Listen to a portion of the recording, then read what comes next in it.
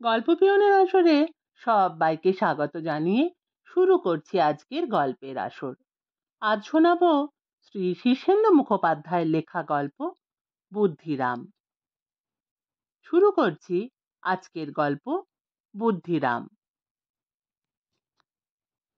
বুদ্ধিরাম শিশিটা ঘুরিয়ে ফিরিয়ে দেখছিল।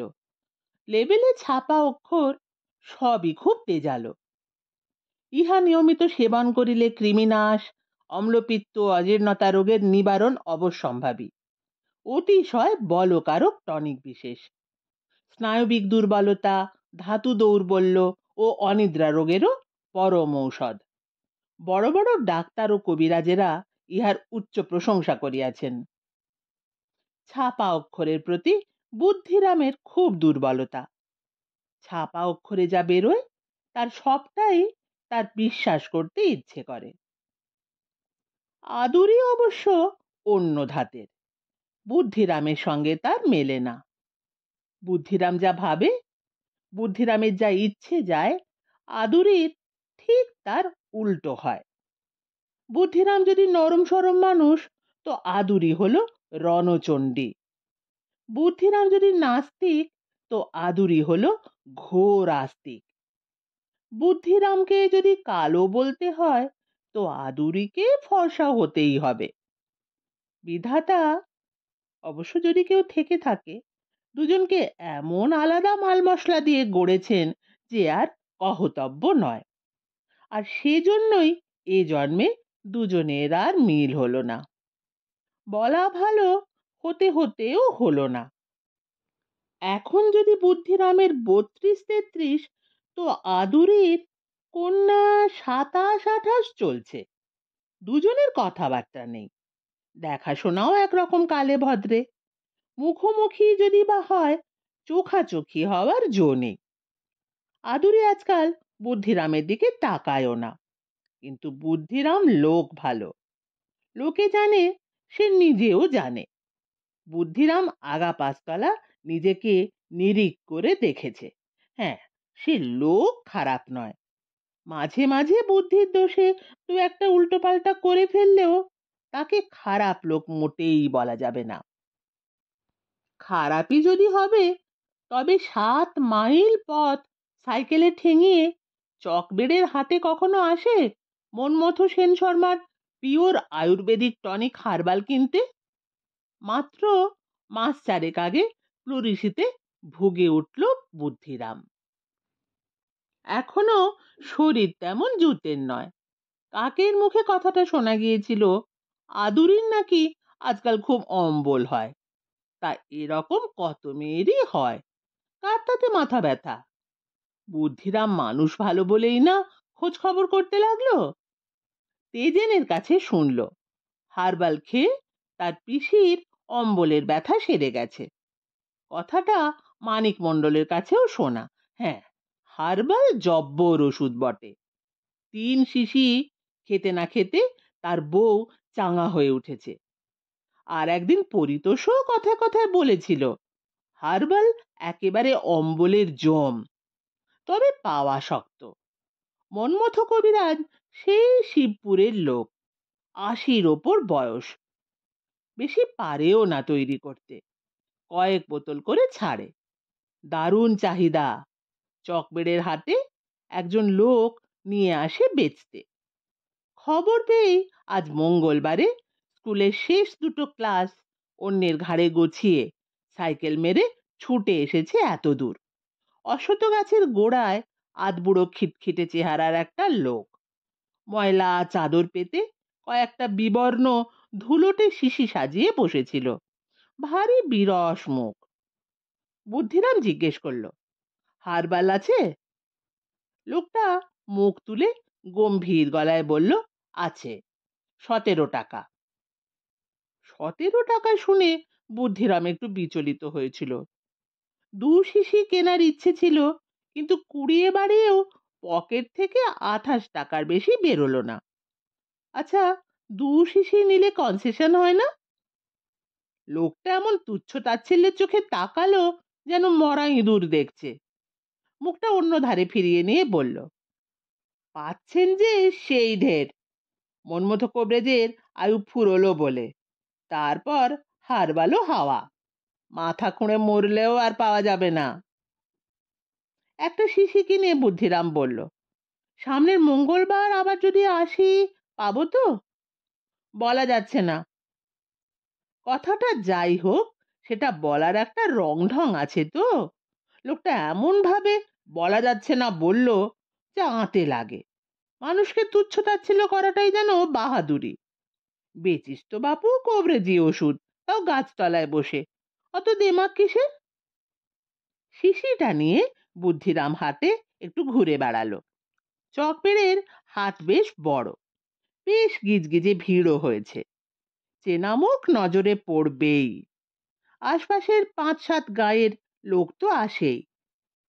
বুদ্ধিরামের এখন চেনা কোনো লোকের সঙ্গে জুড়তে ভালো লাগছে না। মাঝে মাঝে তার একটু একা বোকা থাকতে ভালো লাগে। জিলিপি ভাজার মিঠে মাতলা গন্ধ আসছে। ভজার দোকানের জিলিপি বিখ্যাত। শুধু জিলিপি বেচেই ভজা 7 পুকুরে 30 বিঘে ধান জমি পাকা বাড়ি করে ফেলেছে। কিনেছে 3টে পাঞ্জাবি গাই, ডিজেল পাম্প সেট আর ট্র্যাক্টরও। ছেঁড়া গেঞ্জি আর হেঁটো ধুতি পরে এমন ভাবখানা করে থাকে যেন তার নুন আনতে পান্তা ফুরোয়। আজও ভজার সেই বেশ। নারকলের মালার ফুটো দিয়ে পাকা হাতে খামি ফেলছে ফুটন্ত তেলে। 4টে ছোকরা রসের গামলা থেকে টাটকা জিলিপি শালপাতার ঠোঙায় বেচতে হিমশিম খেয়ে যাচ্ছে। রাজ্যের মানুষ মাছির মতো ভন ভন করছে দোকানের সামনে। বুদ্ধিরাম কাণ্ডটা দেখলো খানিক দাঁড়িয়ে। ডান হাতে বাঁ হাতে পয়সা আসছে জোর। ক্যাশ বাক্সটা বন্ধ করার সময় নেই। আর তার ভিতরে টাকা পয়সা এমন গিজগিজ করছে যে চোখ কচকচ করে। টাকা পয়সার ভাবনা বুদ্ধিরাম বিশেষ ভাবে না বটে, কিন্তু একসঙ্গে অতগুলো টাকা দেখলে বুকের ভিতরটায় যেন কেমন করে। বুদ্ধিরাম বেঞ্চে একটু জায়গা খুঁজলো। ঠাসাঠাসি গাদাগাদি লোক, সকলেই জিলিপিতে মজে আছে। এমন খাচ্ছে যেন এই শেষ খাওয়া। ভোমা ভোমা নীল মাছি ওড়াউড়ি করছে বিস্তর। ভিতর ভাগে 3খানা বেঞ্চের একটা থেকে 2জন উঠে যেতেই বুদ্ধিরাম গিয়ে বসে পড়ল। এখনো আশ্বিনের শেষে তেমন শীত ভাব নেই। দুপুর বেলাটায় গরম হয়। উনুনের তাপ আর কাঠের ধোঁয়ায় চালা ঘরের ভিতরটা রীতিমতো তেতে আছে। বুদ্ধিরাম বসেই ঘামতে লাগলো। পাশের লোকটা এখনো জিলিপি পায়নি, বৃথা হাঁক ডাক করছে। বলি, ও ভজাদা, আধ ঘন্টা হয়ে গেল হাঁ করে বসে আছি, দেবে তো? দিচ্ছি বাপু দিচ্ছি, 10খানা তো হাত নয়। আর আমাদেরই বুঝি মেলা ফালতু সময় আছে হাতে? এই চড়াটা হলেই দিচ্ছি গো। লোকটা ফস করে বুদ্ধিরামের হাত থেকে বোতলটা কেড়ে নিয়ে দেখলো। তারপর মাতব্বরের মতো বলল, হার্বাল? মনমতো কবরেজের ওষুধ। দূর দূর, কোনো কাজের নয়, 3 শিশি খেয়েছি। বুদ্ধিরাম তার হাত থেকে বোতলটা ফের নিয়ে পড়ল। তা বেশ, কাজ হয় না তো হয় না। লোকটা ভারী কড়া চোখে বুদ্ধিরামকে একটু চেয়ে দেখলো। জিলিপি এসে পড়ায় আর কিছু বলতে পারলো না। মুখ তো মাত্র একটা, একসঙ্গে 2 কাজ তো আর করা যায় না। তার উপর ভজার জিলিপি মুখকে ভারী রসস্থ করে দেয়, কথা বলাই যায় না। বুদ্ধিরামকে লোকে বলে ভাবের লোক। কথাটা মিথ্যেও নয়। বুদ্ধিরাম বড় ভাবতে ভালোবাসে। ভাবতে ভাবতে তার মাথাটা যে তাকে কাহা কাহা মুলুক নিয়ে যায়, কত আজগুবি জিনিস দেখায়, তার কোনো ঠিক ঠিকানা নেই। বুদ্ধিরাম ভজার জিলিপির দোকানে বসে বসে ভাবতে লাগলো। এই যে ভজা বাঁ হাতে ডান হাতে হরিণ লুটের মতো পয়সা কামাচ্ছে, এতে হচ্ছেটা কি? এত জমি জিরেত, ঘর বাড়ি, বিষয় সম্পত্তি, এসব ছেড়ে একদিন ফোটস করে চোখ উল্টাতে হবে। তখন ভজার ছেলেরা কেউ জিলিপির প্যাঁচ কষতে আসবে না। ভাগ বাটোয়ারা নিয়ে লাঠালাঠি মারামারি করে ভাগ ভিন্ন হবে। ভজা কি আর তা জানে না? তবু খেয়ে না খেয়ে মেলায় মেলায় রোদ জল মাথায় করে গিয়ে চালা বেঁধে কেবল জিলিপি খেলিয়ে যাচ্ছে। টাকার নেশায় পেয়েছে লোকটাকে। বসে থাকতে থাকতে বুদ্ধিরামের পালা এসে গেল অবশেষে। ঠোঙায় 8খানা রসে মাখামাখি গরম জিলিপি। আহা, এইরকম এক ঠোঙা যদি আদুরির হাতেও গরমাগরম পৌঁছে দেওয়া যেত! প্রথম জিলিপিটা দাঁতে কাটতে গিয়ে টপ টপ করে অসাবধানে 2 ফোঁটা রস পড়ে গেল টেরিকটনের পাঞ্জাবিতে। বড় স্বাদের পাঞ্জাবি, ঘি রঙের, গলায় আর পুটে চিকনের কাজ করা। বুদ্ধিরাম রুমালে মুছে নিল রসটা। মনটা খুঁত খুঁত করতে লাগলো। এক্কেবারে নতুন পাঞ্জাবি, কাঁচি ধুতির ওপর এটা পরে আদুরির বাড়ির সামনে খুব কয়েকটা চক্কর দিয়েছিল সাইকেলে। আদুরি অবশ্য বেরোয়নি, কিন্তু বুদ্ধিরামের ধারণা যে আদুরি তাকে আড়াল থেকে ঠিকই দেখে। জিলিপির দাম দিয়ে বুদ্ধিরাম উঠে পড়ল। সামনেই পানের দোকান। সে পান সিগারেট খায় না। দোকানের সামনে দাঁড়িয়ে তেড়া বাঁকা আয়নায় নিজেকে একটু দেখে নিল বুদ্ধিরাম। না, বুদ্ধিরাম দেখতে খারাপ নয়। রংটা যা একটু ময়লা, কিন্তু মুখ চোখ বেশ কাটা কাটা। নিজেকে দেখে সে একটু খুশি হলো। রুমাল দিয়ে মুখের ঘামটা মুছে নিল। একটা দোকানে 50 পয়সার কড়ারে সাইকেল জমা রেখেছিল। সাইকেল নিয়ে বেরিয়ে পড়ল। চারদিকে উধাও মাঠঘাট, ধান ক্ষেত। আকাশটা কি বিশাল! বাঁশবনের পেছনে সূর্য একটু ঢলে গেছে। ফুরফুরে হাওয়া। বুদ্ধিরাম ধান খেতে নেমে পড়ল। ধান ক্ষেতের ভিতরে নেমে বুদ্ধিরামের মনটা আবার কেমন যেন হয়ে গেল। আদুরি কি ওষুধটা খাবে? এমনিতেই মেয়েরা ওষুধ খেতে চায় না, তার উপরে বুদ্ধিরামের পাঠানো ওষুধ। আদুরি বোধহয় ছোঁবেও না। এত পরিশ্রম বৃথাই যাবে। তা যাক, বুদ্ধিরামের কাজ বুদ্ধিরাম করেই যাবে। পুজোয় একটা শাড়ি পাঠিয়েছিল বুদ্ধিরাম। বুদ্ধিরামের বোন রসকলি গিয়ে দিয়ে এসেছিল। হাত বাড়িয়ে নেয়ও নি। বিরস মুখে নাকি জিজ্ঞেস করেছিল, কে পাঠিয়েছে রে? রসকলি বোকা গোছের মেয়ে, ভয়ে ভয়ে শেখানো কথা বলেছিল, মা পাঠালো। তোর মা আমাকে শাড়ি পাঠাবে কেন? তা জানি না, এটা পরে অষ্টমী পুজোয় অঞ্জলি দিও। শাড়িটা ভালোই, কালু তাঁতির ঘর থেকে কেনা, লাল জমির ওপর ঢাকাই বুটি। শাড়িটার দিকে তাকায়ও নি আদুরি, শুধু দয়া করে বলেছিল, ওখানে কোথাও রেখে যা। সেই শাড়ি আজ অব্দি পরেনি আদুরি। নজর রেখে দেখেছে বুদ্ধিরাম, খোঁজ খবরও নিয়েছে, শাড়িটা পরেনি। তবে নিয়েছে, ফিরিয়ে দেয়নি। এটাই যা লাভ হয়েছিল বুদ্ধিরামের। তারপর একদিন হঠাৎ নজরে পড়ল, সেই শাড়িটা পরে রসকলি ঘুরে বেড়াচ্ছে। শাড়িটা কোথায় পেলে? ভয়ে ভয়ে রসকলি বলল, আদুরি দিদি দিল। দিল বলেই নিলি? তা কি করব? বুদ্ধিরাম আর কিছু বলেনি। রাগটা গিলে ফেলেছিল। মনটা বড্ড উচাটন ছিল কয়েকদিন অপমানে। দোষঘাট মানুষের কি হয় না? তখন বুদ্ধিরাম তো আর এই বুদ্ধিরাম ছিল না। আজকের এক গেঁয়ো স্কুলের মাস্টার বুদ্ধিরামকে দেখে কে বিশ্বাস করবে যে স্কুলে সে ছিল ফার্স্ট বয়, পাসটাও করেছিল জব্বর, দুটো লেটার নিয়ে। বিয়ের কথাটা তখনই ওঠে, বুদ্ধিরাম যখন ডাক্তার, ইঞ্জিনিয়ার, কেউ কেটা হওয়ার স্বপ্ন দেখছে। বুড়ি ঠাকুমা তখন এতটা বুড়ো হয়নি। একদিন আদুরিকে একেবারে কোণে সাজে সাজিয়ে নিয়ে এসে বলল, দেখ তো ভাই, পছন্দ হয় হলে দেগে রাখি, পাশ টাস করে থিতু হলে মালা বদল করিয়ে দেব।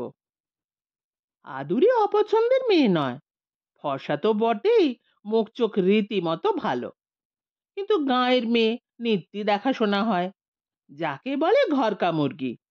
তাই বুদ্ধিরাম ঠোঁট বেঁকিয়ে বলেছিল, ফু, এর চেয়ে গলায় দড়ি দেওয়া ভালো। কেন রে, মেয়েটা কি খারাপ? দেখ তো কেমন মুখ চোখ, কেমন ফর্সা।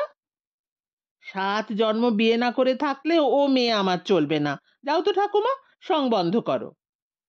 একেবারে মুখের ওপর থাবড়া মারা যাকে বলে। আদুরির খুব অপমান হয়েছিল। তার তখন বছর 12 বয়স। এক ছুটে পালিয়ে গেল, আর কোনো দিন এলো না। খুব নাকি গড়াগড়ি খেয়ে কেঁদেছিল মেয়েটা। দিন তিনেক ভালো করে খায় দেয়নি। বুদ্ধিরামের তখন এসব দিকে মাথা দেওয়ার সময়ই নেই। 14 মাইল দূরের মহকুমা শহরে কলেজে যেতে হয়। নতুন বন্ধু বান্ধব, নতুন রকমের জীবন। সেখানে কে একটা গেঁয়ো মেয়েকে নিয়ে ভাববার মতো মেজাজটাই তার নেই। আরো একটা ঘটনা ঘটেছিল। বুদ্ধিরামের সঙ্গে মেলা মেয়েও পড়তো। তাদের একজন ছিল হেনা। দেখতে শুনতে ভালো তো বটেই, তার কথাবার্তা চাউনি টাউনিও ছিল ভারী ভালো। কথাবার্তা বলতো টকাস টকাস। বুদ্ধিরাম ছাত্র ভালো, সুতরাং হেনা তার দিকে একটু ঢলল। বছর দেড়েক হেনার সঙ্গে বেশ মাখামাখি হয়েছিল বুদ্ধিরামের। তবে সেটাকে ভাব ভালোবাসা বলা যাবে কিনা তা নিয়ে বুদ্ধিরামের আজও সংশয় আছে। তবে হেনা আর যাই করুক না করুক, বুদ্ধিরামের লেখাপড়ার 12টা বাজালো। কলেজের প্রথম ধাপটা ডিঙোতেই দম বেরিয়ে গেল বুদ্ধিরামের। ডিঙোলো খোঁড়া ঘোড়ার মতো। কিন্তু হেনা দিব্যি ভালো পাস টাস করে কলকাতায় ডাক্তারি পড়তে চলে গেল। বুদ্ধিরামের পতনের সেই শুরু। বিএসসি পাশ করলো অনার্স ছাড়া। বাবা ডেকে বলল, পড়াশোনার তো দেখছি তেমন উন্নতি হলো না, তা গেঁয়ো ছেলের আর এর বেশি কি বা হওয়ার কথা। বুদ্ধিরাম সেই গাঁয়ের ছেলে গাঁয়ে ফিরে এলো। ডাক্তার ইঞ্জিনিয়ার হওয়া আর হলো না। পাশের গাঁ বিষ্ণুপুরের মতো স্কুলে তখন সায়েন্সের মাস্টার খোঁজা হচ্ছে। বুদ্ধিরামকে তারা লুফে নিল। বুদ্ধিরামের মনের অবস্থা তখন সাংঘাতিক।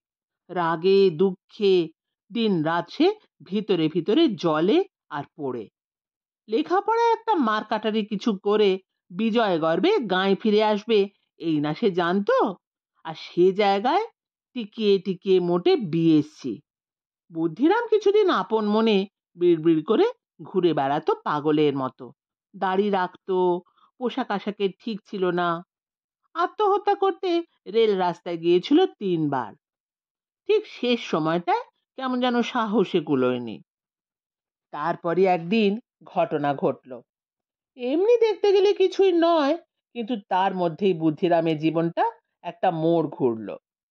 আমবাগানের ভিতর দিয়ে বিশু আর বুদ্ধি জিতেন পাড়ুয়ের বাড়ির দিকে যাচ্ছিল মিটিং করতে। জিতেন সেবার ইউনিয়ন বোর্ডের ইলেকশনে নেমেছে। জিতেনকে জেতানোর খুব তোড়জোড় চলছে। বুদ্ধিরাম তখন যা হোক একটা কিছু নিয়ে মেতে থাকার জন্য ব্যস্ত। জীবনের হাহাকার আর ব্যর্থতা ভুলতে মাথাটাকে কোনো একটা ভূতের জিম্মায় না দিলেই নয়। নইলে জিতেনের ইলেকশন নিয়ে কেনই বা বুদ্ধিরামের মাথা ব্যথা হবে। আমবাগানের শরৎকালের একটা সোনালি রূপালি রোদের চিকরি কাটা আলো ছায়া। সকালবেলাটায় ভারী পরিষ্কার বাতাস ছিল সেদিন। ঘাসের শিশির সবটা তখনও শুকোয়নি। উল্টো দিক থেকে একটা ছিপছিপে মেয়ে হেঁটে আসছিল, একা, নতমুখী। তার চুল কিছু অগোছালো এলো খোঁপায় বাঁধা। আঁচলটা ঘুরিয়ে শরীর ঢেকেছে। দেখে কেমন যেন মনটা ভিজে গেল বুদ্ধিরামের। কে রে মেয়েটা? দূর শালা, চিনিস না? ও তো আদুরি। আদুরি? বুদ্ধিরাম এত অবাক হলো যে কয়েক সেকেন্ড দাঁড়িয়ে থাকলো হাঁ হয়ে। এক গায়ে বাস হলেও আদুরির সঙ্গে তার দীর্ঘকাল দেখা হয়নি। কারো দিকে তাকায়ও না বুদ্ধিরাম। সেই আদুরি কি এই আদুরি? আদুরি মাথা নিচু করে রেখে তাদের পেরিয়ে চলে গেল, ভ্রুক্ষেপও করল না। আর সেই ঘটনাটা সারাদিন বুদ্ধিরামের মগজে নতুন একটা ভূত হয়ে ঢুকে গেল। বাড়ি ফিরেই সে ঠাকুমাকে ধরলো। শোনো ঠাকুমা, একটা কথা আছে। কি কথা? সেই যে আদুরি মনে আছে? আদুরিকে মনে থাকবে না কেন? ওকেই বিয়ে করব, বলে দাও। ঠাকুমা তার মাথায় পিঠে হাত বুলিয়ে বলল, বড্ড দেরি করে ফেললি ভাই। আদুরির তো শুনছি বিয়ে ঠিক হয়ে গেছে। হরিপুরের চন্দ্রনাথ মল্লিকের ছেলে পরেশের সঙ্গে। বুদ্ধিরাম এমন তাজ্জব কথা যেন জীবনে শোনেনি। আদুরির বিয়ে ঠিক হয়ে গেছে? তাহলে তো খুব মুশকিল হবে বুদ্ধিরামের। সেই দিনই সে গোপনে তার দু একজন বিশ্বস্ত বন্ধুর সঙ্গে পরামর্শে বসে গেল। কেষ্ট বলল, বিয়েটা না ভাঙতে পারলে তোর আশা নেই। ভাঙতে হলে সবচেয়ে ভালো উপায় হলো চন্দ্রনাথ মল্লিককে একটা বেনামা চিঠি লেখা। তো তাই হলো। কেষ্ট নানা ছাদে লিখতে পারে, তার সাইনবোর্ডের দোকান আছে। চিঠিটা সেই লিখে দিল। দিন 7 বাদে শোনা গেল বিয়ে ভেঙে গেছে। বুদ্ধিরাম ভেবেছিল এবার জলের মতো কাজটা হয়ে যাবে। সে গিয়ে ফের ঠাকুমাকে ধরল। শুনছি আদুরির বিয়েটা ভেঙে গেছে, তা আমি রাজি আছি বিয়ে করতে। ঠাকুমা গেল প্রস্তাব নিয়ে। বুদ্ধিরাম নিশ্চিন্তে ছিল, এরকম প্রস্তাব তো মেয়ের বাড়ির পক্ষে স্বপ্নের অগোচর। কিন্তু সন্ধেবেলা ফিরে এসে ঠাকুমা বিরস মুখে বলল, মেয়েটার মাথায় ভূত আছে। কেন গো ঠাকুমা? মুখের উপর বলল, ও ছেলেকে বিয়ে করার চেয়ে গলায় দড়ি দেওয়া ভালো। বুদ্ধিরাম এ কথায় এমন হতবুদ্ধি হয়ে পড়ল যে বলার নয়। বলল, এত বুকের পাটা? সেই রাতে বুদ্ধিরাম ঘুমোতে পারল না, কেবল ঘর বার করলো। 10 বার জল খেলো, ঘন ঘন পেচ্ছাপ করলো, মাথার চুল মুঠো করে ধরে বসে রইল। রাগে, ক্ষোভে, অপমানে তার মাথাটাই গেল ঘুলিয়ে। ভোরের দিকে সে একটু ঝিমোতে ঝিমোতে ভাবল, বহুত আচ্ছা, এই রকম তেজি মেয়েই তো চাই। ঘেঁয়ো মেয়েগুলো যেন ভেজানো নেতা, কারো ব্যক্তিত্ব বলে কিচ্ছু নেই। আদুরির আছে, এটা তো খুব ভালো খবর। সকালবেলায় সে একখানা পেল্লায় 7 পৃষ্ঠা চিঠি লিখে ফেললো আদুরিকে। মেলা ভালো ভালো শব্দ লিখলো তার মধ্যে, অন্তত গোটা 5 কোটেশন ছিল। সব শেষে লিখলো, তোমাকে ছাড়া আমার জীবন বৃথা। রসকলির হাত দিয়ে চিঠিটা পাঠিয়ে সে ঘরে পায়চারি করতে লাগলো তীব্র উত্তেজনায়। আজ অব্দি সে কোনো মেয়েকে প্রেমপত্র লেখেনি, এই প্রথম। রসকলি ঘন্টাখানেক পর ফিরে এসে বলল, ও দাদা, চিঠিটা যে না পড়েই ছিঁড়ে ফেললো গো। চুপ চুপ, চেঁচাস না। কিছু বললো না? কি বলবে? শুধু জিজ্ঞেস করলো চিঠিটা কে দিয়েছে। তোমার কথা বলতেই খাম শুদ্ধ চিঠিটা কুচি কুচি করে ছিঁড়ে ফেললো। বোনের কাছে ভারী অপদস্থ হয়ে পড়লো বুদ্ধিরাম। তবে রসকলি হাবা গোবা বলে রক্ষে। বুদ্ধিরাম বলল, কাউকে কিছু বলিস না, ভালো একটা জামা কিনে দেবো খন। তখন অপমানে লাঞ্ছনায় বুদ্ধিরামের পায়ের তলায় মাটি নেই। সারা দিনটা তার কাটলো এক ঘোরের মধ্যে।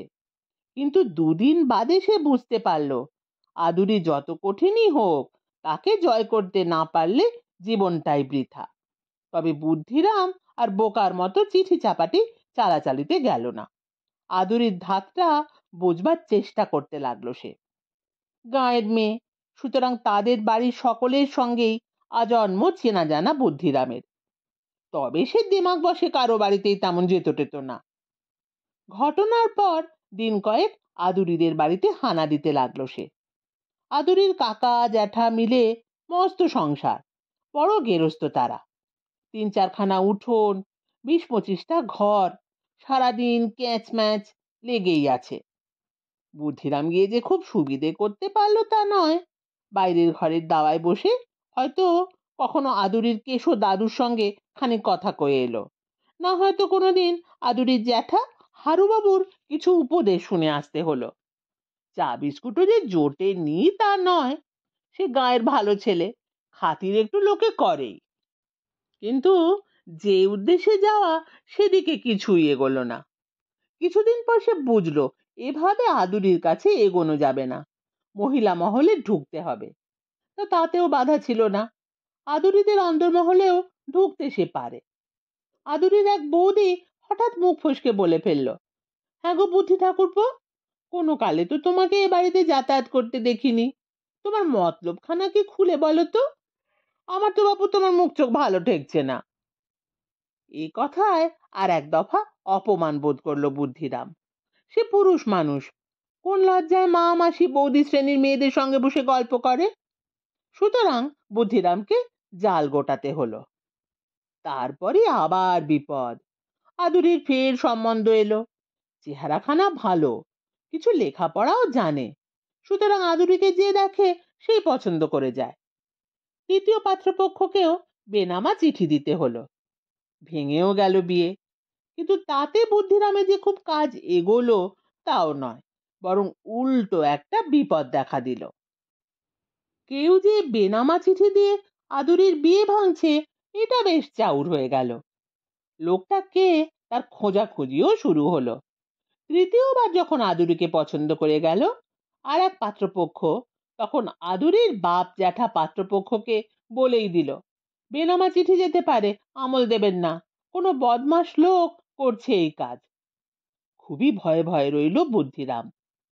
কেষ্ট ভরসা দিয়ে বলল, আরে ঘাবড়াচ্ছিস কেন, এমন কলঙ্কের কথা লিখে দেব যে পাত্রপক্ষ আঁতকে উঠবে। কিন্তু এই তৃতীয়বার বুদ্ধিরাম ধরা পড়ে গেল। আদুরির সাতটা গুন্ডা ভাই একদিন বাদাম তলায় চড়াও হলো তার ওপর।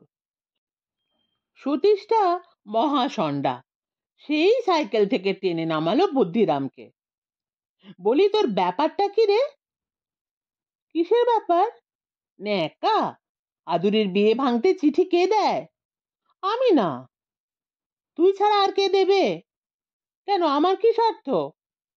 মেজ বৌদি বলছিল তুই নাকি আমাদের বাড়িতে ঘুরঘুর করতিস। বুদ্ধিরাম বুদ্ধি হারিয়ে ফেলছিল। সত্য গোপন করার অভ্যেস তার নেই। বুঝিয়ে মিথ্যে কথা বলা তার আসেও না। সে আমতা আমতা করতে লাগলো। সতীশ অবশ্য মারধর করলো না, বলল, যদি আদুরিকে বিয়ে করতে চাস তো সে কথা বললেই হয়, গায়ে তোর মতো ছেলে কটা, আর যদি নিতান্তই বদমাইশির জন্য করে থাকিস তাহলে। বুদ্ধিরাম কেঁদে ফেলেছিল, একটু সামলে নিয়ে বলল, বিয়ে করতে চাই। সাবাস বলে খুব পিঠ চাপড়ে দিল সতীশ। বলল, এ কথাটা ঘুরিয়ে নাক দেখানোর মতো হলো, আগে বললে ব্যবস্থা হয়ে যেত। কিন্তু ব্যবস্থা হলো না। পরদিনই সতীশ এসে তাকে আড়ালে ডেকে নিয়ে বলল, মুশকিল কি হয়েছে জানিস? তোর ওপর আদুরি মহা খাপ্পা। কি করেছিলি বলতো? সব শুনে টুনে সতীশ বলল, আচ্ছা চুপচাপ থাক, দেখি কি করা যায়। ওই বলা পর্যন্তই। সতীশ কিচ্ছু করতে পারেনি, চিঁড়ে ভেজেনি। কিন্তু এরপর থেকে আদুরির আর সম্বন্ধ আসতো না, এলেও আদুরি বেঁকে বসতো। এসবই 7-8 বছর আগেকার কথা। এই 7-8 বছরে বুদ্ধিরাম আড়াল থেকে আদুরির উদ্দেশ্যে তার সব অস্ত্র শস্ত্র প্রয়োগ করেছে। প্রতিবার পুজোয় শাড়ি পাঠায়, টুকটাক উপহার পাঠায়, কোনোটাই আদুরি নেয় না, নিলেও ফেলে টেলে দেয় বা অন্য কাউকে দান করে। কিন্তু বয়স তো আর বসে নেই। আদুরির বিয়ের বয়স পার হতে চলল। বুদ্ধিরামও 30 পেরিয়েছে, কোনো দিকেই কিছু এগোলো না। আদুরির কপাট বজ্র আঁটুনিতে বন্ধই রইল। ধান ক্ষেতের ভিতর দিয়ে সাইকেল ঠেলে নিয়ে যেতে যেতে এসব কথাই ভাবছিল বুদ্ধিরাম। বড় রাস্তায় উঠে সে সাইকেলে চাপলো। পাঞ্জাবির পকেটে ভারী শিশিটা ঝুল খাচ্ছে। কষ্ট করাই সার হলো, কোনো মানে হয় না এর। গায়ে ঢুকবার মুখে বাস রাস্তায় কয়েকটি দোকান। আধার হয়ে এসেছে, তেমি জ্বলছে দোকানে দোকানে। মোহিনীর চায়ের দোকানে 2-4 জন বসে আছে। ষষ্ঠী হাঁক মারল, কে রে, বুদ্ধি নাকি? বুদ্ধি নেমে পড়ল, সাইকেলটা স্ট্যান্ডে দাঁড় করিয়ে বসে গেল। একটু ঠান্ডা ঠান্ডা হাওয়া দিচ্ছে এখন। এক ভাঁড় চা হলে হয়। ষষ্ঠী একটু বেশি কথা কয়, নানা কথা বকবক করে যাচ্ছিল। সে একটু তেলানো মানুষ, যাকে দেখে তাকে একটু একটু তেল দেওয়া তার স্বভাব। পুরনো কথা সূত্র ধরে বলল, তোর কত বড় হওয়ার কথা ছিল বলতো? গায়ে আজ অব্দি তোর মতো বেশি নম্বর পেয়ে কেউ পাশ করেছে? বসন্ত স্যার তো বলতোই, বুদ্ধিরামের মতো ছেলে হয় না, যদি লেগে থাকে তো জজ ম্যাজিস্ট্রেট কিছু একটা হয়ে ছাড়বে। এসবই পুরনো ব্যর্থতার কথা। বুদ্ধিরাম যা খুঁচিয়ে তুলতে চায় না। ধীরে ধীরে তার আঁচ নিভে গেছে। সে গায়ের মাস্টার হয়ে ধীরে ধীরে নিজেকে মাপে ছোট করে ফেলেছে, সয়েও গেছে সব। কিন্তু কেউ খুঁচিয়ে তুললে আজও বুকটা বড় উথাল পাথাল করে। ষষ্ঠী, চুপ কর, ওসব কথা বলে আর কি হবে? আমরা যে তোর কথা সব সময় বলা বলি করি, চোখের সামনে দেখছি কি না, কি জিনিস ছিল তোর ভেতরে। বুদ্ধিরাম ভাঁড়টা ফেলে দিয়ে উঠল, বলল, যাই, ছাত্ররা সব এসে বসে থাকবে, যা যা। বুদ্ধিরাম সাইকেলে চেপে বড় রাস্তা থেকে গাঁয়ের পথে ঢুকে পড়ল। অন্ধকার রাস্তায় হাজার হাজার জোনাকি জ্বলছে, তাদের মিটমিটে আলোয় কিছুই প্রতিভাত হয় না, অথচ জলে, লাখো লাখো জলে। তাহলে কি লাভ জ্বলে? মোট 10 জন ছাত্র তার বাড়িতে এসে পড়ে।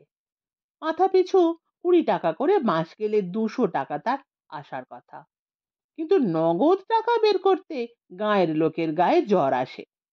বাকি বকেয়া পড়ে যায় অনেক, তবু বুদ্ধিরাম সবাইকেই পড়ায়।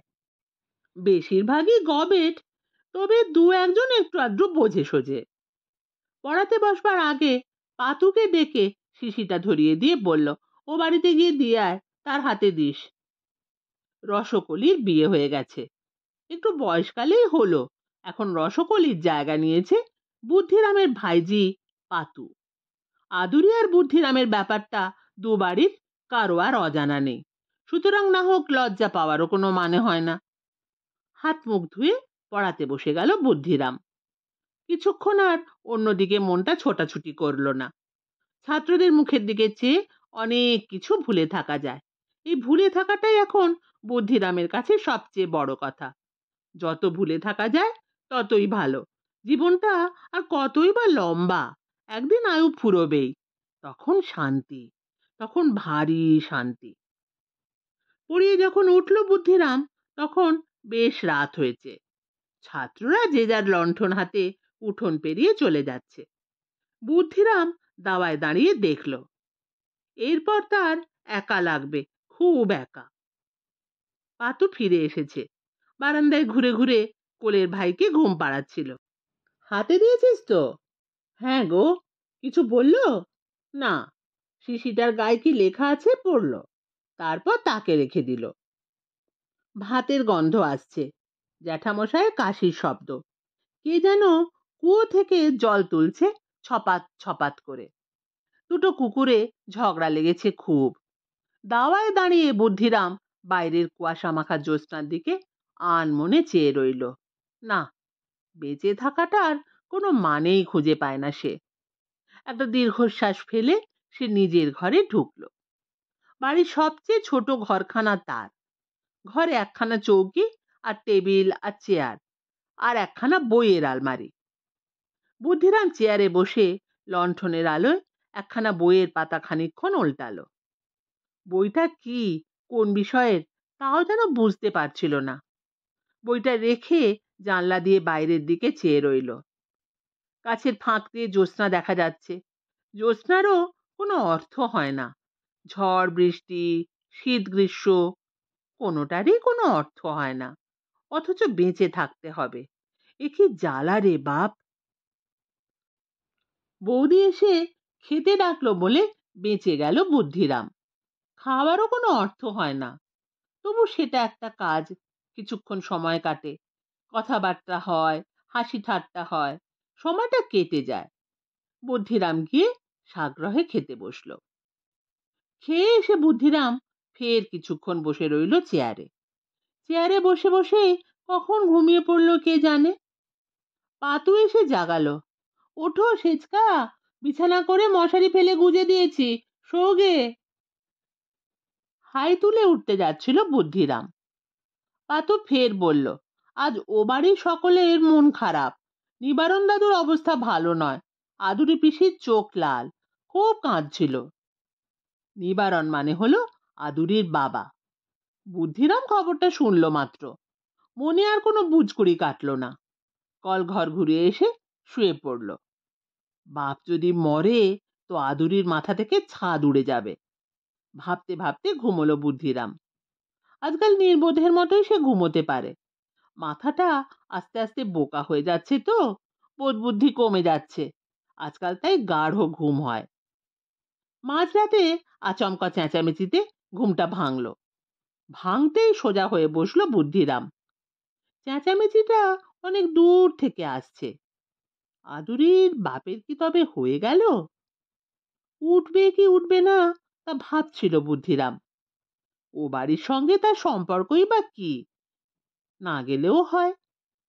রাতে একটু শীত পড়েছে, পায়ের কাছে ভাঁজ করা কাঁথা, সেটা গায়ে টেনে নিতেই ভারী একটা ওম আর আরাম হলো। বুদ্ধিরাম চোখ বুজলো, ঘুমিয়েই পড়ছিল প্রায়। এমন সময় দরজায় ধাক্কা দিয়ে মেজদা বলল, বুদ্ধি ওঠ, নিবারণ জ্যাঠার হয়ে গেল, একবার যেতে হয়, ও বাড়ি থেকে ডাকতে এসেছে। বুদ্ধিরাম উঠল। যারা বেশি রাতে মরে তাদের আক্কেল বিবেচনার বড় অভাব। বলল, যাচ্ছি। গামছাখানা কাঁধে ফেলে বেরিয়ে পড়ল বুদ্ধিরাম। গা শুদ্ধ জেগে গেছে। আজকাল গাঁয়ে লোকও বেড়েছে খুব। রাস্তায় নামলেই বেশ লোকজন দেখা যায়। এই মাঝরাতেও ঘুম ভেঙে অন্তত ৩৫-৪০ লোক নেমে পড়েছে রাস্তায়, আদুরিদের বাড়ি যাবে বলে। একটা হাই তুলল বুদ্ধিরাম। শরীরটা এখনো ঘুম জলে অর্ধেক ডুবে আছে। শরীরে যেটুকু জেগে আছে সেটাকেও চালানো যাচ্ছে না। বাইরের উঠোনেই নিবারণ জ্যাঠাকে তুলসী তলায় শোয়ানো হয়েছে। চেঁচিয়ে ওর গলাকে ছাপিয়ে কান্নার কম্পিটিশন চলেছে। কোনো মানেই হয় না। জন্মালেই তো মানুষের মধ্যে মৃত্যুর বীজ পোঁতা হয়ে গেল। এভাবেই যেতে হবে, সবাই যায়। গোটা দশেক লণ্ঠন আর দুটো হ্যাজাক বাতির আলোতেও এই ভিড়ের মধ্যে আদুরিকে দেখতে পেল না বুদ্ধি। আদুরি খুব চাপা স্বভাবের মেয়ে, চেঁচিয়ে কাঁদবে না জানে বুদ্ধিরাম, আর সে আশায় হয়তো ঘরে গিয়ে সেঁধিয়েছে। মুখ দেখতেও বুঝি ঘেন্না হয় আজকাল। মাস চারেক আগে প্লুরিসি থেকে উঠেছে বুদ্ধিরাম। বুক থেকে সিরিঞ্জ দিয়ে জল টেনে বের করতে হয়েছিল গামলা গামলা। তার ঠান্ডা লাগানো বারণ, কিন্তু সে কথা বুদ্ধিরাম ছাড়া আর কেই বা মনে রেখেছে। শ্মশানে গেলে স্নান করে আসতে হবে। শেষ রাতের শীতের হিম বাতাস লাগবে শরীরে। ডাক্তার ঠান্ডা লাগাতে বারণ করেছিল। বুদ্ধিরাম একটু হাসল। সে রেল রাস্তায় গলা দিতে গিয়েছিল। মরণকে তার ভয় টয় নেই। একভাবে না একভাবে তো যেতেই হবে। কান্নাকাটির মধ্যেই কিছু লোক পাঁশ টাস কাটতে লেগেছে। দড়িদড়া এসে গেছে। বুদ্ধিরাম একটু দূরে দাঁড়িয়ে দেখছে। কিছুই দেখার নেই অবশ্য। মোড়লদের মধ্যে শলা পরামর্শ হচ্ছে। সেই দলে বুদ্ধির বাপ জ্যাঠাও আছে। অন্য ধারে গাঁয়ের অল্প বয়সী ছেলেরা কোমরে গামছা বেঁধে তৈরি। আচমকাই, একেবারে অপ্রত্যাশিত, আদুরিকে দেখতে পেল বুদ্ধিরাম। উত্তরের ঘরের দাওয়ায় ৩-৪ জন মহিলা দাঁড়িয়েছিল। সেই দলে বুদ্ধির জ্যাঠাইমাও।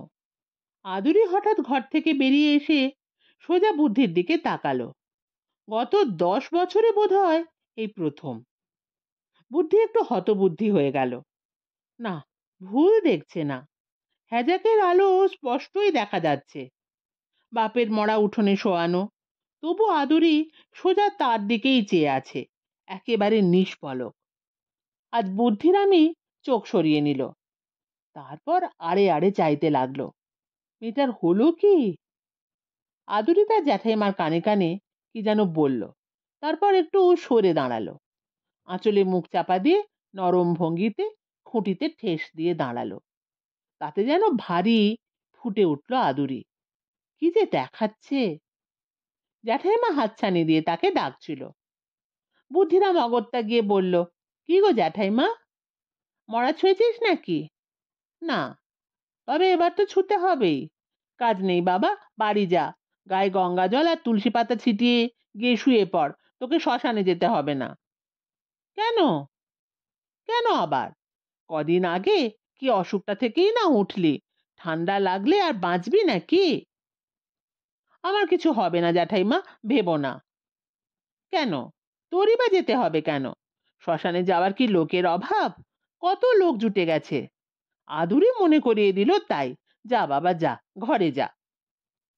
আর একবার শুনতে ইচ্ছে করছিল, বলল, কে মনে করিয়ে দিল বললে? আদুরি অদূরে দাঁড়িয়ে সব শুনতে পাচ্ছে, নড়ল না।